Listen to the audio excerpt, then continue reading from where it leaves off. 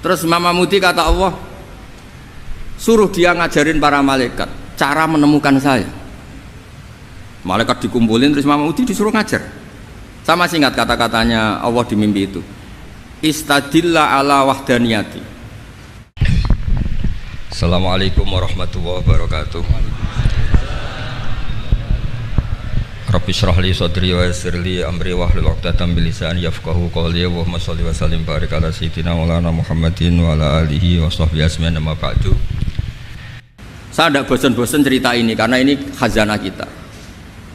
Di kitab Nailul Ma'mul itu, di kitab usul fikih, saya berkali-kali cerita ini karena ini untuk menunjukkan bahwa Quran itu liqaumi ya'qilun, liqaumi yatafakkarun.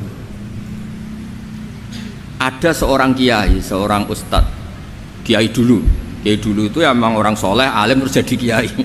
Kalau kiai sekarang tuh macam-macam, nganggur terus ingin jadi kiai, terus daftar gitu. Ada lowongan di yayasan, masuk ingin jadi ustadz karena dengar ada gajinya. Dulu tuh tidak ada seperti itu, tidak ada.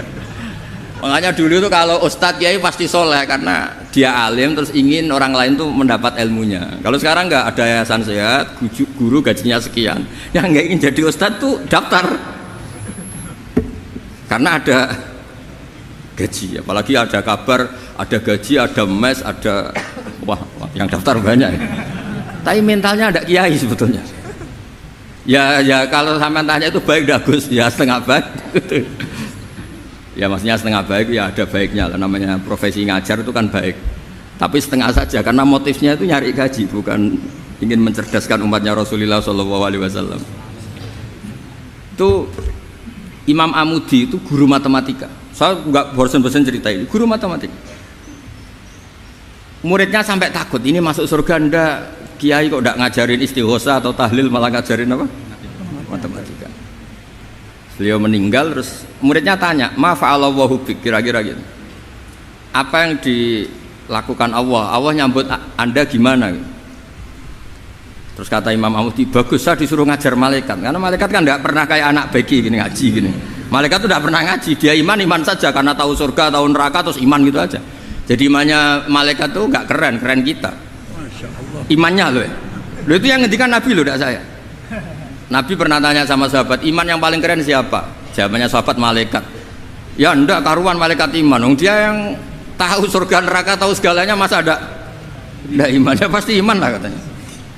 Terus ya para sahabat, engkau iman ya wajar kan, menangi saya, nemuin saya. Yang hebat itu orang-orang yang tidak melihat saya, tidak saya didik tapi tetap iman. Karena dididik akal, ya tadi dididik Quran, apa dididik Quran.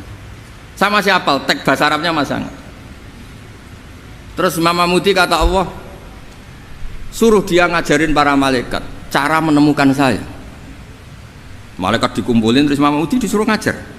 Sama singkat kata-katanya Allah di mimpi itu, istadilla ala wahdaniyati bihadrati malaikati, tolong ajarkan cara menemukan saya padahal Anda ini manusia yang tidak melihat saya. Anda di Jakarta kan hanya gedung-gedung, paling jadi khayal, terus nikmat lah, Anda ikut punya tapi ikut nikmati. Itu orang desa-desa kalau ke Jakarta itu pokrol, wah di Jakarta itu gedungnya tinggi-tinggi, tidak kayak kampung sini, lo ikut punya ikut bangga.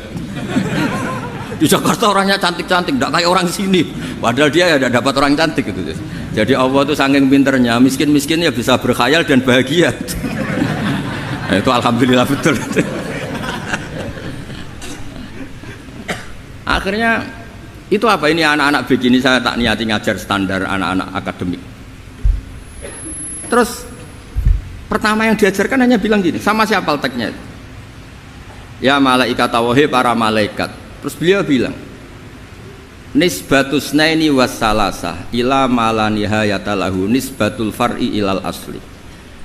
Angka itu jumlahnya berapapun, 2, 3 sampai triliunan, semuanya itu nisbatul far'i ilal asli. Bin nisbat ilal wahid nisbatul far'i ilal asli. Angka 2 ya cabangnya 1, 3 ya cabangnya 1, 1 triliun ya cabangnya 1. Tetap yang asal usul adalah angka 1. Itu nangis semua malaikat. Cara Jawa itu mandekman kue iman kaya imanku. Makanya imannya umat Rasulullah SAW itu PD-nya, yakinnya kayak imannya malaikat. Kalau Tuhan itu 1, karena angka agak bisa dimulai kecuali dengan angka satu. Makanya nisbatus naini wassalasah ila ma la nihayatalahu iku nisbatul far'i ilal asli. Semuanya itu nisbatnya cabang ke induk. Berarti semua alam raya ini tetap asal usulnya satu, yaitu qul huwallahu ahad. Nah, itu namanya akal. Umatnya Rasulullah itu ditinggali mukjizat akal lewat panduan Quran, sehingga meskipun kita tidak menangi Rasulullah, tidak menangi sahabat, kita tidak tahu malaikat Jibril, tapi cara iman kita ini tidak kalah keren. Yakin, hakul, yakin. Terus kedua, gambar. Kamu gambar rumah, gambar hewan, gambar apa saja, mesti dimulai satu titik. Entah gambar kamu bagus, entah jelek, tetap dimulai satu titik. Nah, titik ini namanya nuqtatul wujud. Semua alam raya dimulai dari satu titik, yaitu nuqtatil wujud. Makanya Quran dimulai bismillah, dan bismillah itu dipilih sama Allah pakai pertama ba itu ada titik. Itu kata semua ulama, itu titik itu singkatan dari bi kana makana wa bi yakunu ma yakun. Karena saya semuanya ada. Bi itu karena saya. Jadi makanya santri-santri beki tidak usah bayangkan kamu jadi wali terus bisa terbang ke Mekah, tidak usah. Kalau terbang ke Mekah ya sudah umroh aja bayar. Kalau enggak ya maklaran KBH atau apa. Pokoknya cari gratis. Ya gratis kan, dapat orang 10 gratis satu. Terus orang enggak umroh-umroh dirayu-rayu supaya umroh. Repot. Itu pelanggaran fikih itu. Kalau orang punya utang itu wajibnya nyaur utang dulu gitu. Wah repot. Saya itu juga sering bingung di kampung-kampung.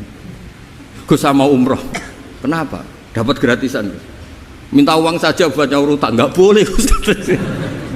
Wah, secara fikih yang wajib itu nyaur utang bukan umroh. Nggak boleh Gus diminta uang, nggak boleh, harus umroh. Udah gitu saya ini bingung Gus mau umroh, nggak nikmati. Kenapa? Disuruh ngajar Gus. Repot semua kalau ibadah mergawe ya gini, bingung semua.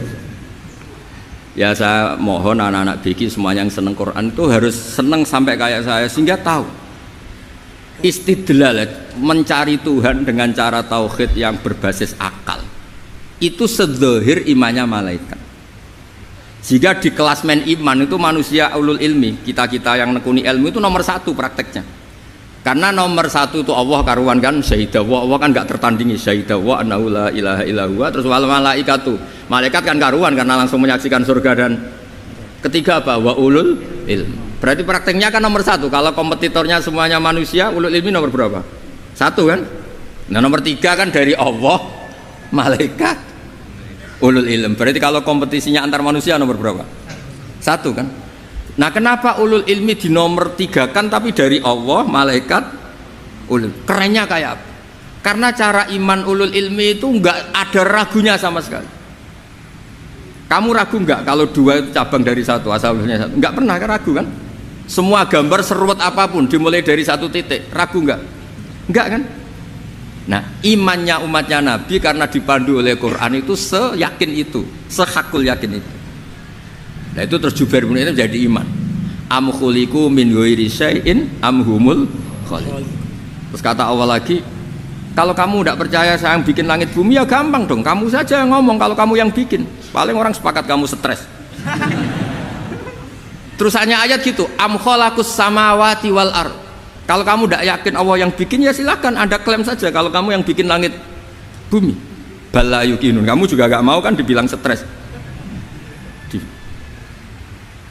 Nah ini terus saya teruskan ya. Makanya mukjizat terbesarnya Nabi adalah Al-Quran.